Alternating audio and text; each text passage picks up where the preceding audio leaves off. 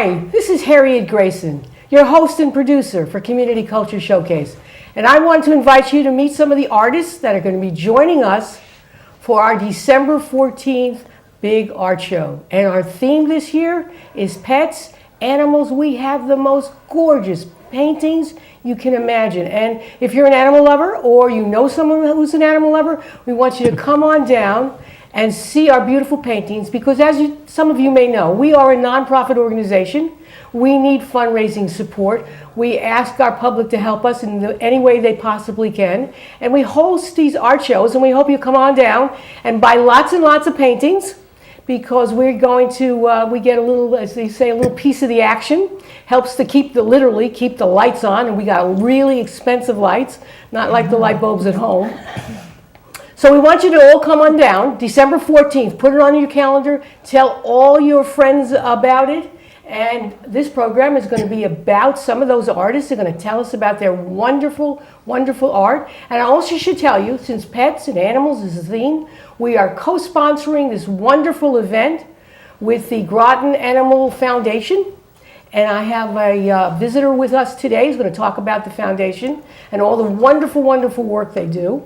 And we're going to kind of co-sponsor this. So by coming and buying something, you're helping not only SEC TV, but also the Groton Animal Foundation, which helps animals in the Groton area, particularly sick ones. And of course, Donna, who's actually the president of the foundation, she knows more than I do, and I'm going to let her speak. So please welcome the artists and our co-sponsor this year, Donna. Take it away. Tell us all about your organization. If I've misstepped, misspelled, misdone anything, correct me, please. Our organization, we've been in about 10 years now. I think this is our 11th year. We're a 501(c) nonprofit, and we were formed to provide the medical care for the animals at the animal control facility. And we've expanded it to the community. We do a lot of work. If somebody comes into the vet, they get a large bill, they can't make the payments, then we kick in some money to help everybody. That's wonderful. So we support not only the animals at the shelter, but in the community also. That's great. Do you have you have some information where people can get in touch with you?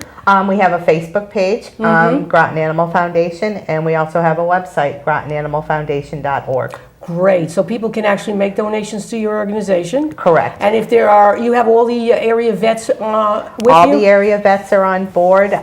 We work well with everyone, and they provide us the support that we need so that we can support the community. And I think it's very important, because people oftentimes mistakenly think they're going to bring a little pet into their homes. First of all, the pet grows bigger. Right, so yeah, a little puppy can be like 5-10 pounds, grow up to be 95 pounds. Yep. And so it becomes expensive. Things happen. Right. They need inoculations. You want to spay them. You want to neuter them.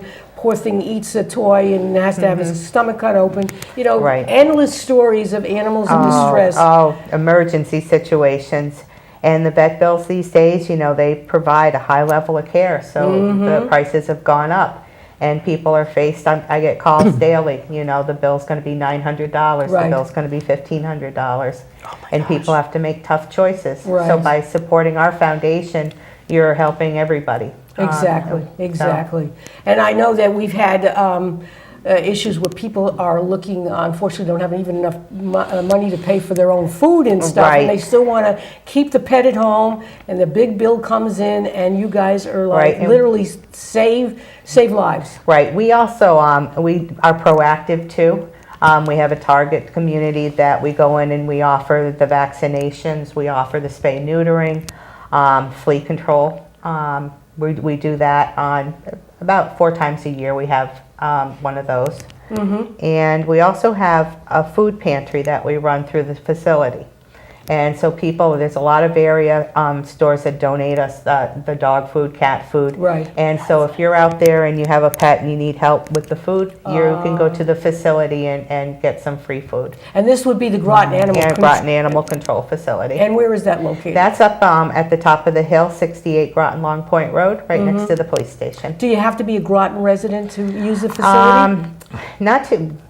We are specific to Groton through our bylaws, but but if we don't turn anybody away. All right.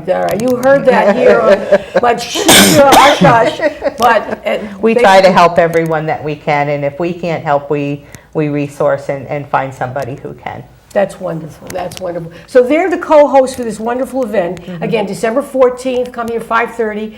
And if you know my Franks here, the director and our executive director, they're two wonderful Italian guys, and they cannot have people come to their place without having vino and good food. So not only will you be entertained, you'll have the most wonderful artwork, you will be supporting two wonderful causes, you will feed your belly.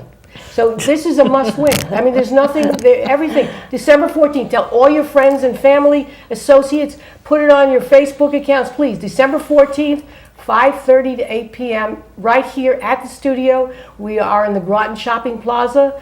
It used to be between Benny's and the post office. Poor Benny's is gone. The post office is still here. So come on down. There's plenty of wonderful parking. So now let me talk to some of our artists here. Susan, tell us a little about yourself and what you're going to be displaying here at our wonderful art show. Well, I am a trained portrait painter. I went to Lime Academy straight out of high school in the 80s, and I studied mostly portrait and figure painting, but I got a lot of jobs painting cats, dogs, horses, things like that, and I love animals, so I paint a lot of animals anyhow. So at this show here, I have two of my cats that I had for many, many years, brother and sister, Marble and Alabaster, and they're the portraits of All right, here we go. Here's a picture. That's Marble. Marble in my version of the Petrified Forest. He had one. He was an odd eye. He had a blue eye, and I called the other eye a lemon lime. It turned sometimes yellow, sometimes green. And he was the brother with the kind of like crew cut hair. Describe this kind of art. What am I seeing? Am I seeing a watercolor? What am I seeing? Oil painting. And, Okay. Yep. And kind of my take. One time I took just a trip by myself to Arizona, landscape painting trip, and I went to the Petrified Forest, which I had found in my guidebook. And I'm driving along, and I'm like, where's the forest? I had no idea. And then I finally saw these cars, and I saw the rocks, the tree stumps, all multicolored. So I put Marble in the Petrified Forest. That's Okay. yeah. That's and then so this one is called Marble in the Petrified Forest. Marble in the Petrified Forest. And how large is it? 18 by 24. Okay, so Pretty that's good wonderful. size. Can hang in somebody's wonderful living room. Give it for a Christmas present to anybody who loves cats, and there are lots of cats lovers out there. Well, actually, the paintings of the two of my cats that I have, are just examples. I do portraits by commission. And since these are my long gone pets, I have those at home. But yeah. Okay, but you actually do pet portraits. Pet portraits by and commission. people can contact you. That's right. But you also will be displaying two of your favorites. Right Here. Okay. Yep. So you said these are oil paintings. Do you usually paint in oil? That's pretty much all that I do is oil painting. I love it. I love it because it's so easy to make changes. You just let paintings dry for a few days and work on them, or set them aside for a few months and rework things. Whereas watercolor, I don't know how people can do such beautiful watercolors like Laurie, because that's it, one and done. And if you make a mistake, Sure. To me, it's very scary. It's not as Oils aren't no pressure. You can fix it. They're forgiving. Yeah, exactly. Yes. Okay. And did you start when you started your art career? Did you start with oil? Pretty much. I took lessons down in Noank from Lil Maxwell when I was a kid. My mom sent me, and I wanted to paint straight away, and she, we went through drawing and pastel and all that, and I got the oil painting.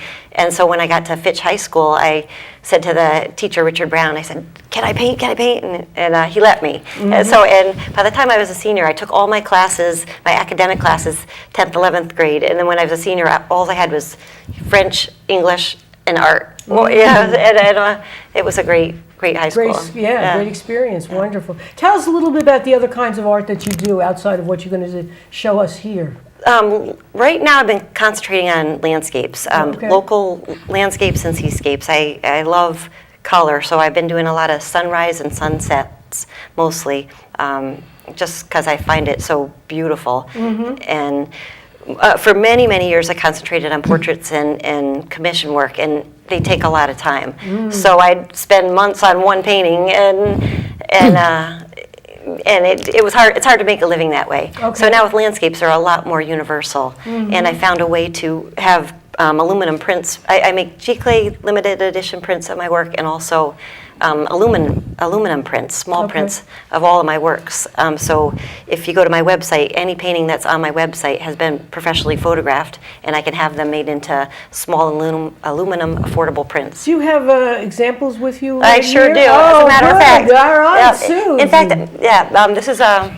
This is a kitty cat. Yeah, Merle, this is my own Siamese cat from our family who passed away a couple of years ago. And I realized for so many years I paint commissions for other people, but I never paint for us. And he passed away, so I painted him for my son. Immortalized him. Yeah, I gave him to my son for his 16th Christmas present. He was surprised, but he loved it because he loved this cat. He grew up with him. And actually, I have one of Alabaster too, the painting we just saw. She posed for this painting in my studio. Oh. She tried to get up and run away, and I'm like, I'm not done yet. It's a palette knife.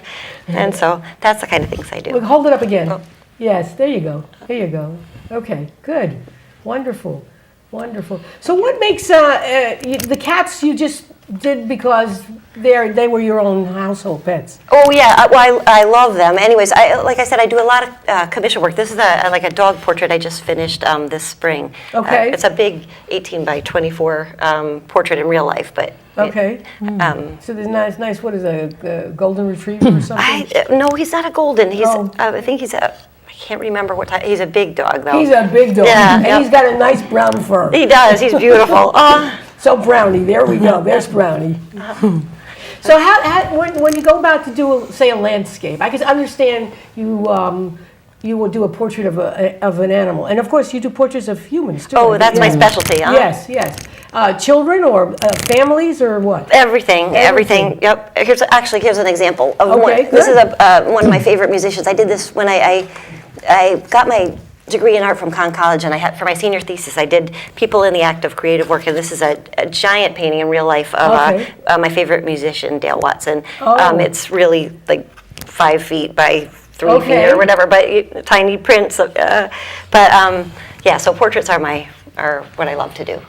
But you got into the landscape stuff because you just want to do something a little faster and And I love nature. I love the beauty of nature, and I like to go places and paint. Before I was married and had kids, I could take a month off my job and go to Arizona and just paint, or St. Croix. I went there one time, and I used to just go all around and set my easel up and paint, and then. Now I have my 2 kids, so it's harder to get away and harder to do things like that. But my husband years ago said you should do more of your landscapes, and he was right. That's what I've been doing, and I just love the colors at sunrise, sunset. Well, you'll come back when we have a different theme, and you'll show us your landscapes. Definitely. Absolutely. And of course, we are really blessed to be living in communities that are absolutely breathtaking. We are. The ocean, the sound. We live in forested areas, Connecticut, Rhode Island. I mean, these are beautiful, beautiful places. There's nothing dull about them. Beautiful wildlife that's in there: owls, birds of prey, all kinds of other birds. They're all here in our neighborhood, so that is it is a wonderful thing to be able to visualize this stuff and then put your thoughts and what's there onto a canvas, and the rest of us can share with that. That's wonderful. Exactly. It's a wonderful gift. And also, we mentioned earlier you're a musician, right? Right. Do you have a band? Do you have a band you want to promote? Oh, sure. I play. My husband has a excellent original music band called Chris MacKay and the Tone Shifters. And it's hard to classify what type of music. It's upbeat, original music. He coined the term swing-a-rock-a-blues-a-billy.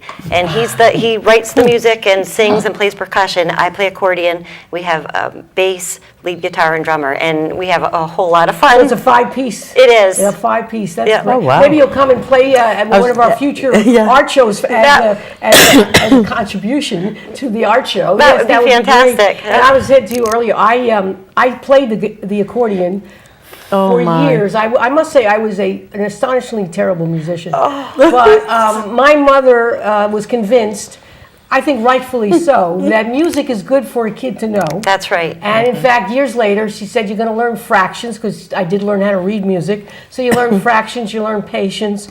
In your case, more so than in my case, you could be a solo artist and then work in groups. And then I graduated from the accordion to playing the clarinet. Oh, that's different.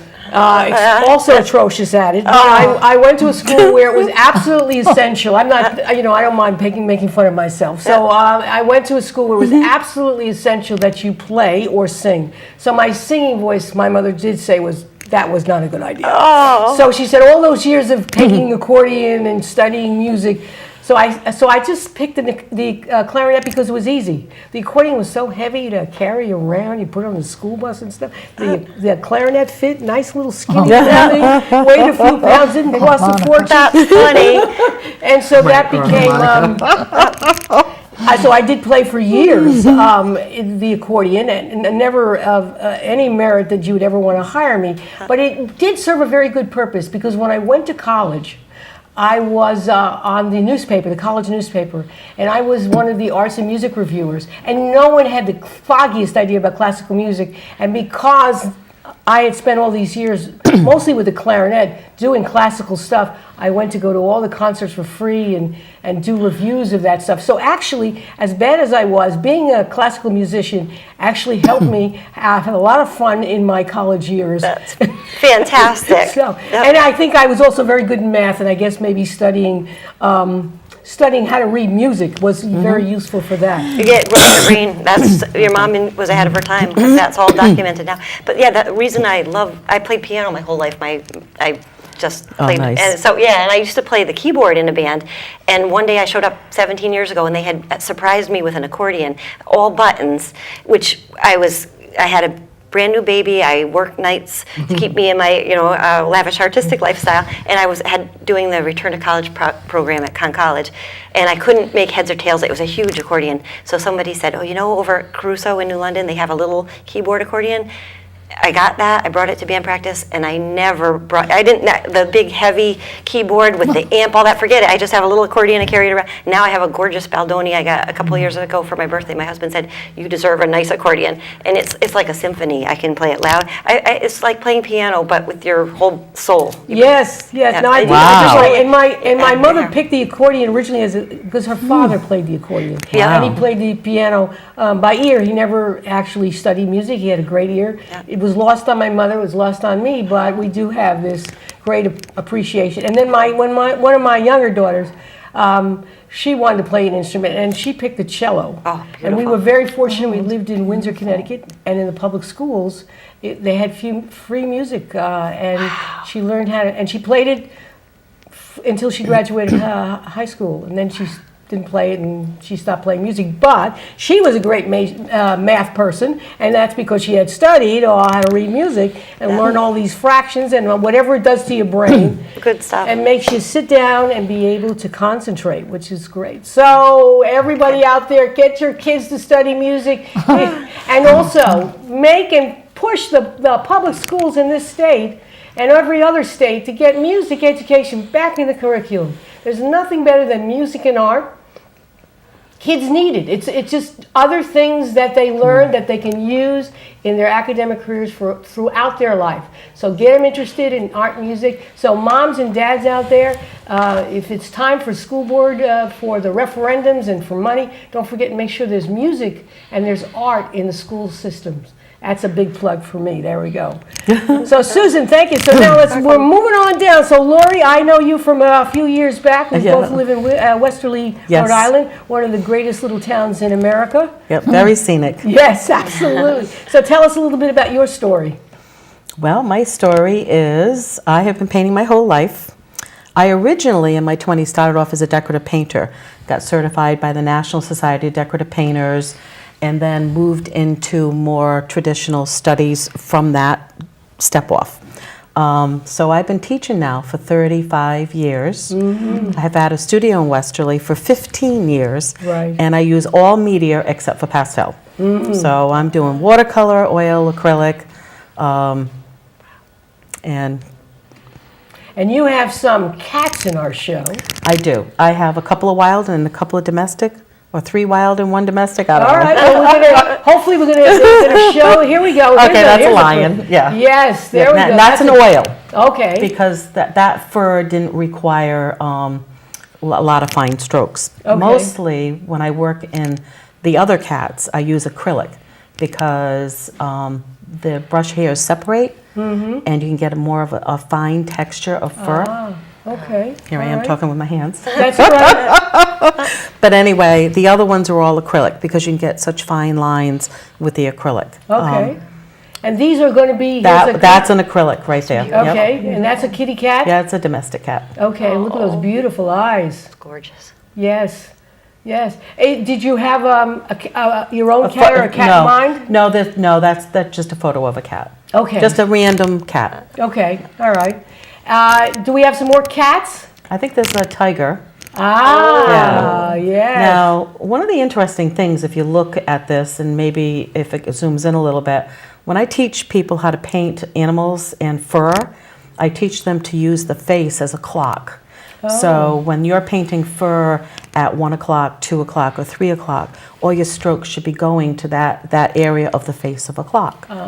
So, and most animals' fur grow, if you look in on an animal, and you know that too, when you focus right in on an animal, you actually see the fur going like that, like the face of a clock. It points to all those numbers. Okay, So, wonderful.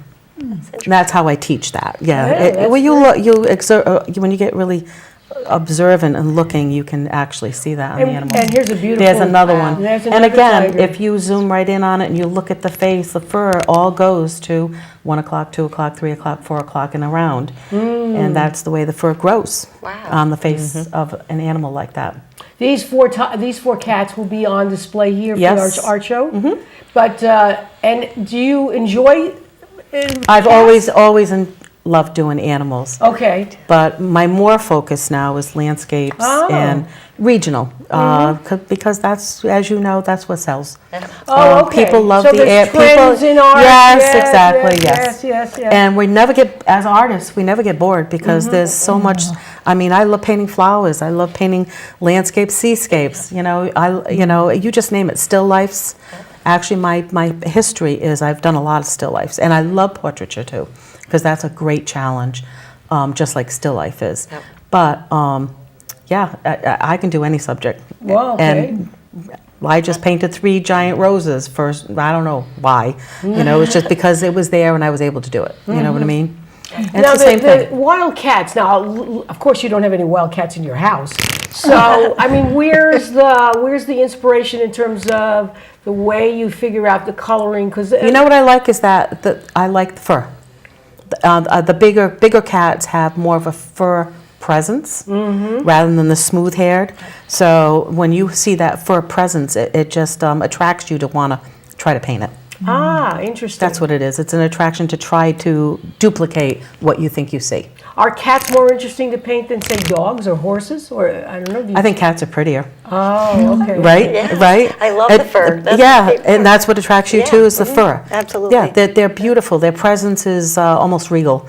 You know what I Oh, very Very nice. Yeah. Very Drool nice. like a Saint Bernard. That's true too. Dogs idiot. And you can snap a picture of a cat, and you know how they like you've done some very beautiful pictures of cats. I love cats. They just, I don't know, there's just something about them. They look so relaxed, or they look so They're so regal. photogenic. Yeah. Yes, they are photogenic. That's a very good word. Yes.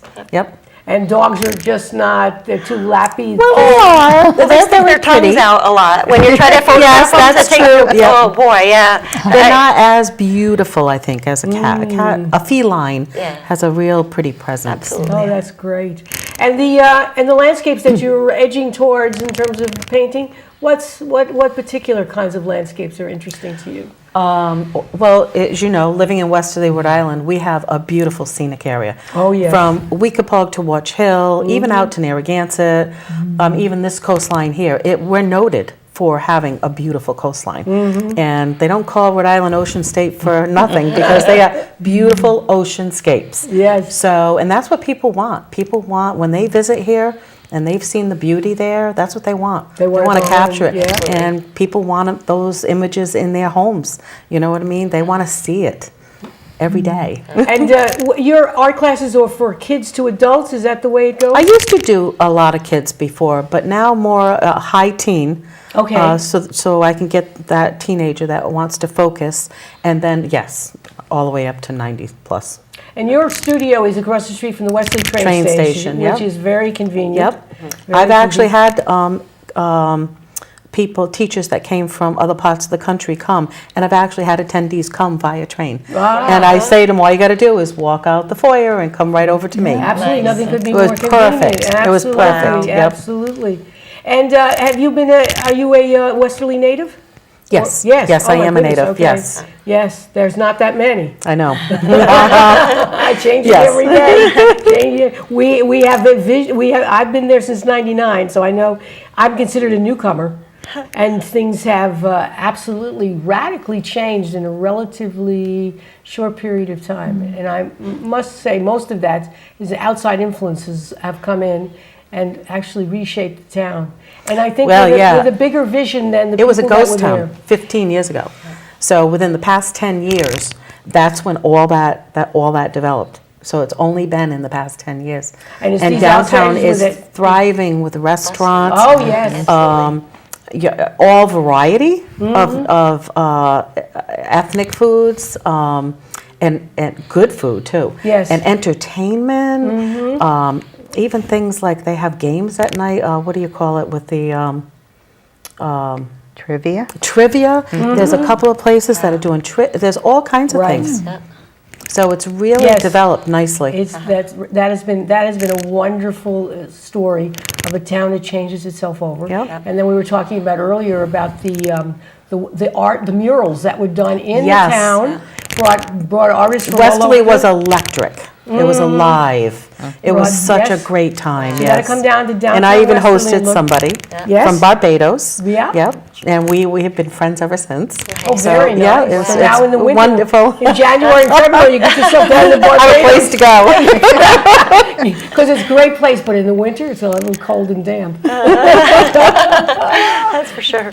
So, Eunice, tell us a little bit about your art and what you do and some of the stuff that you're going to show here at our wonderful art show. I grew up in Noack, and Very pretty community. Robert Brackman was a painter there, and I thought, oh, I'd love to take lessons from him. And he painted my sister, who's 6 years older, and he called it Girl from Noack. And so when I kept telling my mother, I want to take lessons from him. So she said, okay, we'll go to a studio. So we went there and we knocked on the door. We didn't even call him first. And we go in, and his studio is filled with beautiful paintings he's done. And my mother said, my daughter wants to take lessons from you. And he said, oh, sure, okay. And she said, how much? And I forget what he said, 300, 500. I thought it was $5 a week, you said. Oh, that was Gaylord Guest. Oh, sorry. So I must say that this is mother and daughter here. They can contradict one another, and it's okay because it's all in the family. Gaylord Guest was $5 a month. Oh, wow. He was a school teacher, and he'd come to Noack and all the schools in Groton and teach art one day a week or one day a month, and it was great. And she's getting chinned. So Brackman, so he told my mother how much it was. She said, we can't afford that. So he said, well, she could pose for me, and that, I'd cut the price down. My mother looks around, all of these nude paintings. So never took lessons from him, but Gaylord That's a Guest- great story. I always wanted lessons, but he was great. He was from Russia, and he painted Lindbergh's painting, Jennifer Jones when she came to do a movie, and a lot of really important people. He taught at New York. Art Students League? Yeah. He taught there, and then Lime Academy, but it was Florence Griswold Museum years and years ago. He was great. He was my post office customer, box 157. But I was a cat lover too, and I rescued a cat on my paper route. The New London Day was 25 cents a week. And I'd be walking along Noank Road, I'd hear a mewing, and I thought, oh, somebody threw a cat out of a car. So I'd put it in my bag and take it home. My mother said, why is your paper bag mewing? I said, he followed me home. They were so cute. But, And you paint cats? yeah, I like to paint cats. Whenever I see somebody do something like you, I go do charcoals, pastel, watercolor, oil, whatever. My green stamps got traded in for a book of oils, over here, some store that's in a shopping Green plaza. stamps. Bastions or Green stamps, something. yes. Green stamps, oh my Yeah, goodness. yes. Yeah, that's pretty. I have a beautiful print of one she did. That was gorgeous. my Himalayan. Beautiful, beautiful. And that will, That's will that be pastel, right? here on display at the art show? Yeah, this is here. Yes. Yeah. And that's pastel. Okay, what else? And that's Sleeping Cat, that's acrylic. Are you also attracted to domestic cats? Have the same issue about fur and their attraction? Yeah, I did a bobcat once, and I had it in Noank at the Historical Society, and this man came in from Arizona.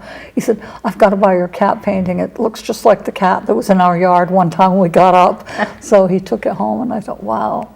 And I gave him some books on colored pencil, and he got to be head of his art league in Arizona Wow. he wanted to do it. And I said, take my books, you'll like it. And he did. And Laurie was my teacher at Westerly Art Center. Senior Center. Yeah. The Westerly Senior Center. Yeah, that's true. I bought my But little she was print. doing cutouts of cats. She was having the wood shop cut the silhouette of cats and the stands. Remember all those cutouts Oh, she yeah. did? They were fabulous. I loved them. I have a bunch Yeah. of them because she. Oh, you she do? draws the cats Yep. on her on wood, and her friend cuts them out for her, and then she Oh, paints the them. senior Yes. center. And every year she Yes, donates remember one you did to all the Noank Baptist Church, and I always am the high bidder. So I don't let anybody outbid me on those cats. I love them. Yeah, I have aren't they 5 of them. beautiful? Yeah, I have them in all Yeah. my windows. 20 cats sitting on top of my They're refrigerator. life size. Oh, They're- okay. Yeah, they're yeah, amazing. they were beautiful. Yeah. And Very if it doesn't move, I paint it. I have Okay. scallop shells from Chincoteague, and I thought I can paint on a shell. Okay. Yeah. I could paint on a piece of wood.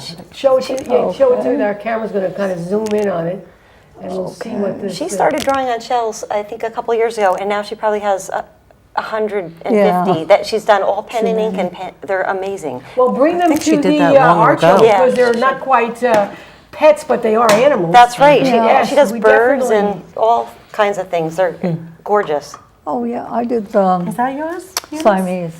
Yeah, that's the pastel of a husky dog we saw. We were out one time, and he's in the show. And I said, yes, I love your very dog. nice. Oh, and yeah, one. We have some more of your, I think. Okay, this is a frame I bought from Laurie's art gallery. Oh, here we go, sharing one another's favors. That's great. 'Cause Oh, look at that. it's my cat looking out the window watching for birds. Yes, yes, But yes. Laurie Yes. had these beautiful, I think I was 25 of Yeah, your, you've gotten a lot of them. and the baby canvas. They're all gone now, all the little ones. She bought them all. She bought them all. Art is fun. Miniature art was big. About 8 years ago to 12 years ago, there was a span of time where you couldn't get enough of the little miniature stuff. Wow. Yeah. Treasure. And then, and then all of a sudden art went big. And then all of a sudden, now it's back small again. Oh, good. Yeah, it trends. It goes like a Yes, wave. Like yeah. so much other things Yep, that happen. yeah, trends up. Literature's the same way. Novels and writing, Yep. poetry goes through phases and trends. Absolutely. And you wonder why. Absolutely. I was painting small paintings for a while, and all my brushes are really expensive. I use Winsor Newton Series 7. They last a long time, but they eventually wear out. And I couldn't order anymore, so I thought, well, it's time to paint big, because I have a lot of big brushes. So I started doing these big, giant landscapes. But that's exactly why. But that's funny. Do you use the same kind of canvas? I mean, does it matter? Or what do you Oh, yeah. what do you actually use to draw on? Well, I use linen, because back when I was going to Lime Academy, a very amazing portrait painter used to teach there, Aaron Schickler, and he's like, you should always work on linen because it's smooth. So I do that, and portraits, and I do a lot of. I also do.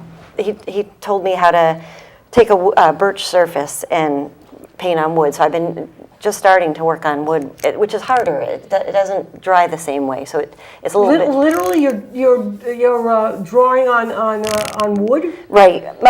Yeah, just birch Ply. panels. Yeah. Yeah. okay. And then I You just. don't use gesso boards? I've never tried them. Nope. Oh, you would love them, Oh, I gesso better. board. Do you Okay. sell them? Have Yes, you got I do. Oh, good. Yes. And I'm actually getting a cradled version.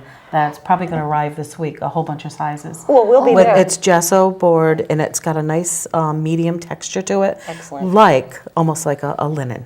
Beautiful. Yeah, and a lot of people are liking that now because it doesn't flex. The And linen's so people don't have to worry about puncture. Yeah. Okay. You know, Oh, yeah. Definitely. that's another thing Yeah. that people aren't, they like to paint on it, and it's more durable.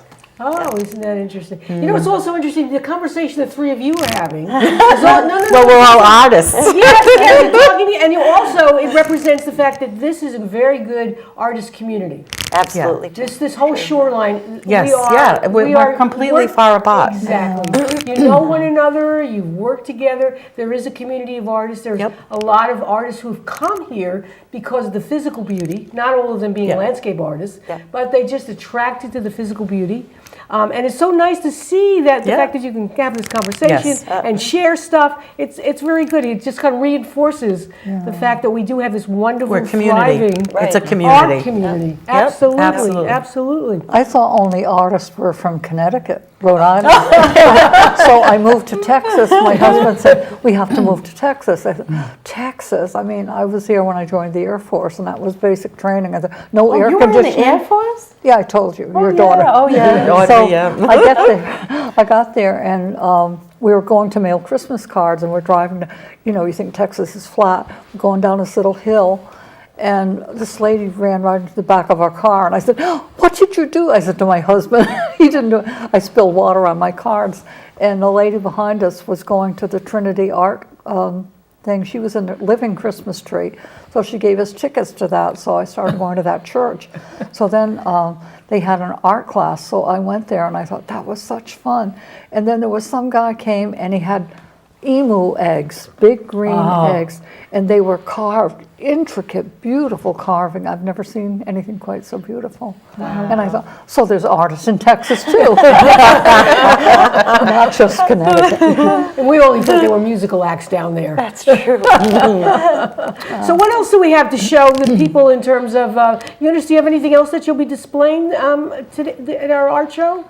Oh, we're in the Groton Library, so we just put all our okay. paintings there today. And that's another wonderful thing, the fact that we don't have any real commercial art gallery here anymore in town, but we do have the library, Yeah. which and the senior center, which actually do display and help promote art. I mean, where we are in Westerly, the library also does stuff, especially with the kids, with the teenagers in the middle school and the high school. They have art shows that actually have art. We were in the studio. We were thinking about doing some kind of teenage, middle school, high school art show, but it became we would be replicating or doing things that already the school system was working with the libraries for. So it didn't seem like there would be enough Plus, interest they in have doing their it. own school Yeah, they have their own events kind where of they things. Exactly. showcase that to the public. But yeah. again, we here at the studio really want to promote our community in terms of the art that goes on. And all of you are participating, as I can't say enough, our December 14th, 5:30 to 8 p.m. right here in the studio, our art show. And it is a little bit different for us in the sense that we have a real theme. So it is pets and Yep. animals. We, in the past, haven't really quite had a theme. We Themes, sometimes highlighted one or two artists in the past, but we've never quite had a theme like this. And actually, I wish people have to come because they can see the enormous amount of response we've gotten from local artists, and they've It's come and impressive. given us, oh my goodness, a Very impressive. diverse kind of stuff. You've all now seen the conference room, and you've walked our halls, so you can see not only is there diversity in terms of the medium. There is really diversity in terms of what's being shown. Style. The style is styles, oils, all over, pastel, yeah. watercolor. It's really very We have interesting. wild It animals. We have cats and dogs. It's just wonderful, and it will make for wonderful holiday presents for everybody you know. And when you spend your money here on December 14th with us, don't forget you'll be entertained. There's food. There's nice wine. You'll be supporting SEC TV, so we can come and do shows with you all the time.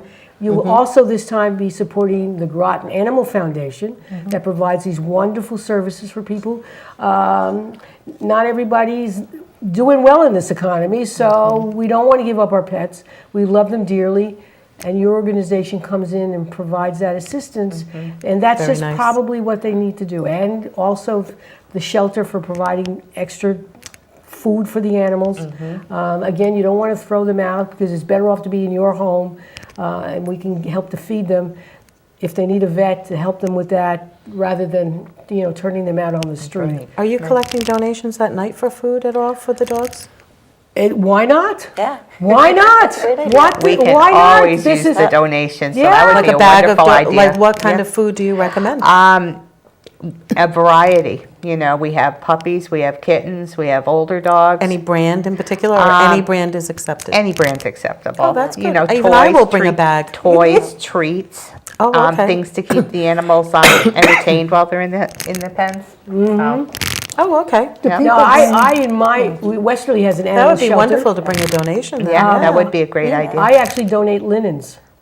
Oh, yes, yep. Towels, blankets. Old linens, Yeah. sheets, pillowcases, stuff like that, because you can use that. Yeah. Newspapers too? No. Do they? Newspapers, No. yes, to Really? line. Yeah. Oh, yeah. Oh, yeah. Great. They have pet Little- pads too, which I didn't know. Little that cardboard existed. boxes for litter boxes. Oh, You yeah. know. Oh, yeah. Yep. We accept everything. So. It's fantastic what you do. Yeah. We'll have to, yes, everybody come up. So here's a new thing we're adding. We're adding to our, not only money, but money is the most important. Yeah. Money is the most important.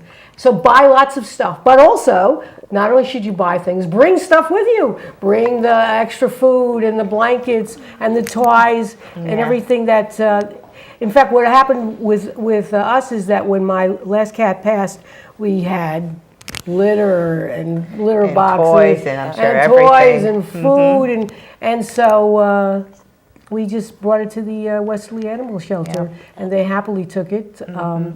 And then they told us that they also take linens and stuff like that they use for especially bigger animals. Right. And I have been there where it's not only been dogs and cats. So sometimes the shelter could land up with things like a goat. I mean, people Really? Oh, yeah. Goats, and sheep, and you name and it. ducks and things like that. My husband has a great story. So his father, who should have known better but didn't, went to some place and there were somebody was selling baby ducks, right? So he takes home the baby ducks without telling anybody, puts them in the bathtub. Oh, no. Well, those little baby ducks, they grow quickly. Yeah. Wow. And they're only one bathtub in the house. So they quickly became some people's dinners. But the kids were crying, everything. So do not bring home baby ducks for Christmas, or certainly that's what happened at Easter Right. time, is that people are selling that. Better do the little goldfish Goldfish. That's a good idea. Yeah. than to Easy. bring home chicks is the same Yeah, thing. yeah. Right. So people mean well, but they really don't understand Right. the consequences. Right. They're a lifetime commitment. Yes, yes, it's a yes. lifetime commitment. Exactly. And we have the paintings here in the studio for this show are a wide variety of domestic pets as well as wild animals. I mean, we've just shown some examples of some wild cats. And we have other than just wild cats here. There's a painting basically for anyone and everyone. And it just, I have over the years decided that rather than give money to my grandchildren for the holidays, they don't need my money. I try and buy and I have bought your work as part of that idea to go ahead and give them a painting that they can hang in their rooms. So I always try to buy, like this particular Encouraging one, the arts, yeah. I'm going to buy 3 something because I have my 2 little grandchildren and I buy for my daughter too. And she hangs it up. She's got a big, gigantic house, twice as big as mine. So she has plenty of wall space. And they can hang it up. And then actually I've started out doing this years ago. People would have milestones in their life, and people would give them money or going back U.S. savings bonds. Now people used to give savings bonds. Right. I said, people will it'll be forgotten. Right. A check, who even remembers somebody gave you a Right. check? Right. Even a savings bond, who's going to remember you got a, but if I give you a painting, A visual. You see it every day. It's a visual remembrance. And you're it stays supporting with you forever. You're- Right. And you're supporting original art, which Yes. is to me, I mean, because that's what I do, and I can't. Right. I think of that sometimes. I mean, it's not an easy road, but it's the only road for me. It's what I love to do. I've always, ever since I was tiny, maybe because my mom's an artist, it runs in your family. in your genes, However it yes, is, but that's what I love to try to capture the beauty that surrounds me, and it's to have people supporting you by buying your work means the world. It really does. So thank you for And it's as doing personal that. to them as it is for us. So when somebody purchases your work, you know that they want it. Right. You know what I mean? And it means something to them, like it meant to you. You know what I mean? It meant something for you to create it. Exactly. So, because yeah. it can be a struggle, definitely. Yep. But don't you paint something you don't want to get rid of it? You want to keep it? You know, I enjoy it for a little bit of time, and then I feel like I can part with it. If it's something that I painted and I thought, oh, I love this, Yeah. but eventually I can part with it. Yeah, take a picture of it. Yeah. I've just done Take- so much Take a over the picture, years. scan it, and put it in your album of stuff on your on your cell phone to keep them. And I think that when this idea of gifting of artwork is also important because it's just like with classical music. If you don't have a music program, if you don't instill young people to play, maybe in another 25, 30 years there will be no orchestras in America because there's Good point. Or there's no support. marching bands or Right. anything like that. Yeah. Because Right. no one has participated. They have no personal connection to it. When I see an Right. orchestra, I look for the clarinet section. Yep. When I see a marching band, because it happens to be a fairly versatile instrument, I go and look for the clarinet to see who's playing, what, because there are different kinds, what they're playing. That all came from being involved in music as a kid. Even if you didn't really want to do it, was somebody decided it was a good thing for you to do. Same thing with art. And we need to keep it of interest to people. Right. And they don't necessarily have to participate. It's easier, I think, to participate as a musician because there used to be lots of school bands versus being an artist, but to appreciate it, to make sure there are future artists. I have a cousin's kid, he wants to be a professional photographer. Well, let's keep on buying photographs because that's will keep it going. Because if there's no audience for it in another 20, 25 years, everything will kind of fade away, and it will be we've had art and music since the beginning of mankind. And the only way to perpetuate it is to instill it in young people. So I think that when I give a present, even to a young person, like my grandchildren are young, they're kids, they don't know anything, but I instill in them a kind of appreciation for art. Right. So when Grandma comes, I bring the toys, of course, and I bring candy and junk stuff like that. But I almost always bring them some piece of art. That's beautiful. And it doesn't cost that much. I mean, these miserable toys cost $50, $100. Right. And Yes. they break. Yeah, Or the they're dog gone. eats Need a them. battery. Right? And they grow out of them. They grow out of them. Right, exactly. Clothes they grow out of. Yes. You never grow out of appreciation for art. That's true. Plus you're teaching them the appreciation, and hopefully they'll remember to do that down the line too.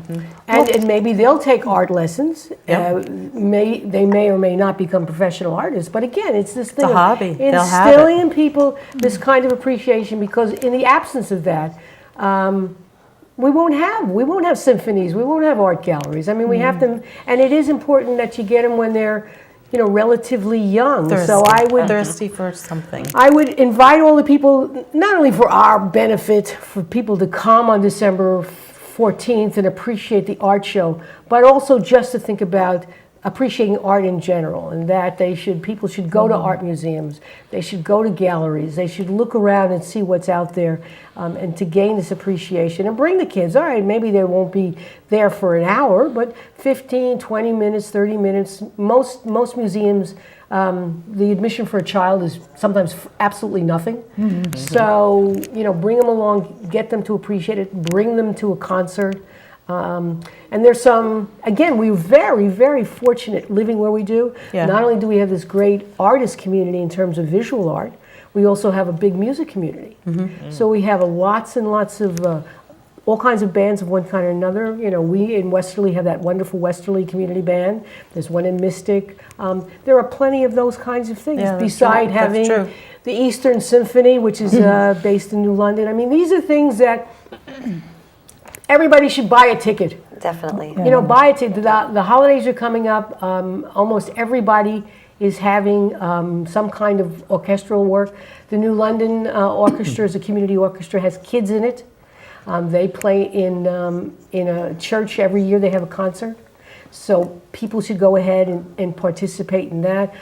Here in Westerly. What a wonderful thing to do around the holidays, too. Yes. Tradition. You know, Yes. like Yeah. to start a tradition with children, you know what I mean? Take them to a concert, Right. take them to the ballet, bring them to an art museum. It is a gift, give them art lessons or music lessons. You know, that kind of stuff, so that you instill in them this appreciation. Because one of my fears is, as being a writer, is that nobody reads. Everybody wants they want the news in 10 seconds. They want to read a play in 20 seconds. They want to read a novel in a half an hour. That's not the way things work. No.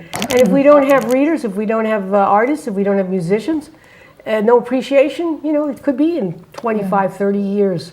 Sue and I went to a Christmas bazaar Saturday in North Storrington, and they have this beautiful luncheon, and the kids wait on you. They bring, and there's a man plays a piano there every Christmas, you know, every bazaar. And I thought, he's great, and he played Claire de Lune for me. I love that, and Christmas songs. And then I went to talk to him, and he said, my wife is in a concert. Symphony. She was going to be at the Guard. She's a flutist. I thought he said, or I think he said clarinet, but she plays in a few different symphonies. Yeah, and I said, you're going to go see her, right? He said, no, I have to play at the Hideaway. Or Steak Loft, he plays piano, peanut butter and jam, PJ&B or something like that. But Well, music, even that at the Christmas show, it's just to hear it. No, it is very important. You can start it as a family tradition and do things like that. When I was a kid, my mother wanted me to be this musician, of course, which I luckily didn't do. But she also had this idea that we should be instilled with stuff. So, you know, after the turkey dinner, and I lived outside of New York. I lived in New York City, but I didn't live in Manhattan. We would go on the train and we'd go see a Broadway show. Beautiful. Oh, wow, awesome. So we stuffed ourselves with my aunt, then we got on the Long Island Railroad, and we went into Manhattan, and she would take me to a Broadway show. And Did you do What a the great Macy, How memory. exciting. did you do the Macy Parade too? you know, I didn't do the Macy Parade until I was an adult, taking my own children. When I lived in Connecticut, I'd get up at 4 o'clock in the morning Take on the Christmas Day to go to my husband's aunt who lived in Manhattan and drop off stuff and food and things like that, and then sometimes walk, because she lived on 14th Street. Yeah. To walk to the 34th, and that, my children do that now. My daughter lives in Buffalo, brought her children to New York for the continuation of these dinners and Thanksgiving dinners in Manhattan, and she took the kids and my niece and her 2 kids, and they all went to see the Macy's Day Parade. Yes, you can. how That's exciting. right. You can start traditions like that. And did you do the ball drop too on New Year's Eve? My husband did that. I never did that. To me, I'm a little claustrophobic, and Yeah. to be with 1 million people in a small space, I don't think I would enjoy that. But he did that as a college student. Yeah. Because you're afraid of, and a guy is afraid of nothing, right? And they're probably completely drunk anyway. Why not? But So- speaking of writing, when I had my 2 sons, when they were babies, somebody, when I had my first one, they said, always read to your child. That's the most important thing. And we always did. Every night we read to both our kids. And they got to a certain age and they said, nobody reads anymore, you know. But both of them now, one's 17 and one's 12, you see them in their rooms with books, and I love it. I think, You've taught them the right thing. Yeah, I was We glad I had had a the group piece of on here, advice. it was called Read to Grow, I think it was. And their point was working with physicians, pediatricians, as instructions to new parents, is part of that instruction is to read to the baby. Yeah. And to read, and then they come in for well baby at 2 and 3 and 4 and 5 and 6, and every time to teach the physician to tell the mother that not only do you do this and this, you read to your children. Yep. And, Excellent. and there's some research that says the pediatrician, being a point of authority, when he or she says that to the parent, they take it much more seriously Right. than if a teacher told them or somebody else happened to tell, even the nurse told them that. This way they take it seriously and they collect books and give them out free, largely in low income and non-English speaking communities, but exactly right. So, ladies, it was just a pleasure to have you. Well, thank you for having us. It's an honor to be here. So don't forget, December 14th, we'll be here. 5:30 to 8 We will p.m. be here. I want you to come. Now, I'll also do a couple of plugs for some stuff I'm doing. So in my other life, I also do grants writing, and I do teaching on grants. So right here in the studio, because it's a nonprofit, I'm going to make a donation to this studio. We're going to have a grants writing seminar. It does cost a little money, but it's not a lot. So you go to www.seminars.net, and you can register for a class on grants writing. It's 1 hour. It's going to be here December 11th, which is a Monday, either between 3 and 4 p.m. or if you're working or something, between 5 and 6 p.m. Please come. You'll support me, you'll support the studio, and you'll learn a lot about grants writing, which is an awful important thing to know if you're with a community group, a PTA, a nonprofit. It's good to know how to write some grants. And then also, as part of my other life, I'm also a writer.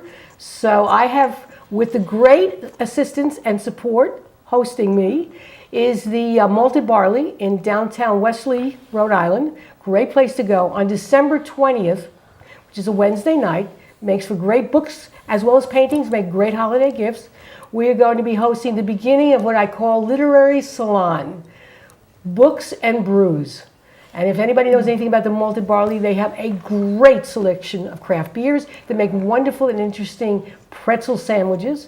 And you're going to hear 3 writers do their readings, sell their books, discuss the books. And hopefully this is going to be an ongoing thing. So we're calling it Literary Salon, Books and Brews. And this is based on, 19th century, where people would get together in people's restaurants and homes, and you'd have readings from poets and writers. You'd have musicians play stuff for you. So we want to get that kind of closeness which we have in our community, make it even tighter. So I'm really happy about starting this. Again, December 20th, 7 p.m., the Malted Barley. It's in downtown Wesley, Rhode Island. Beautiful downtown Wesley, Rhode Island. Lots of other stuff going on. But please take out an hour of your time, come down and join us. Because again, just as this show promotes and hopefully gets people interested in visual arts, I'm also very interested in the literary arts, so we're going to have poets, we're going to have even people who've written some plays, we're going to have authors like myself. I write mystery novels under the pen name Anastasia Goodman. So you can look me up, Anastasia Goodman. You can buy my books on Amazon, but I want you to come and hear me read and also hear some of your other local authors read some stuff. And again, it's a great thing. If you get attached to books, if you get attached to art, it'll follow you for the rest of your life. It'll make you a richer person, not necessarily in money, but in just your wide view of the world. Books and paintings, the arts, music, they make us well-rounded, they make us bigger people, and the world needs us to think big. So again, I want to thank my guests, who I hope to see on December 14th in person, and also our co-hosts for this event, the Groton Animal Foundation. Save those puppies and kittens, definitely. So again, this is Harriet Grayson. I am the producer and host of Community Culture Showcase. I thank you for looking at this program, and tell all your friends and family, December 14th for our great art event. And if you want to hear a literary event, December 20th at the Malted Barley in downtown Wesley. Thank you. Have wonderful, happy holidays.